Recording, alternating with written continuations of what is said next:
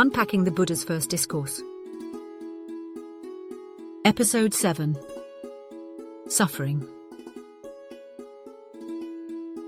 First, what do we even mean by unpacking? We can define unpacking as the intense scrutiny of traditional Buddhist and Zen texts, a scrutiny that often breaks down the text sentence by sentence, phrase by phrase, and occasionally word by word. And why even unpack at all? Because not all of us have the opportunity to regularly engage with a living, breathing, enlightened teacher. Understanding that in the Zen tradition, it's this engagement that substitutes for the critical reading of the traditional texts. And so, for those who don't have the opportunity to regularly engage with a living teacher, there must be a return to the traditional texts as teacher. And with that return is the understanding that the texts are best approached as sequences of riddles, or perhaps as sequences of landmines.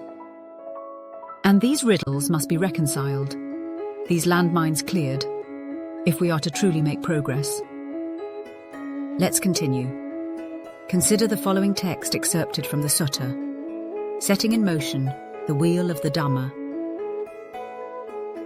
This is the noble truth of suffering.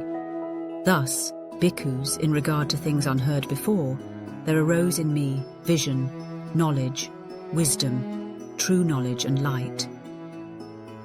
This noble truth of suffering is to be fully understood. Thus, bhikkhus, in regard to things unheard before, there arose in me vision, knowledge, wisdom, true knowledge and light. This noble truth of suffering has been fully understood. Thus, bhikkhus, in regard to things unheard before, there arose in me vision, knowledge, wisdom, true knowledge and light. And in aiding in the unpacking of this brief excerpt, we might consider a handful of questions. First, what might the phrase, in regard to things unheard before, suggest about the nature or novelty of the Buddha's realization?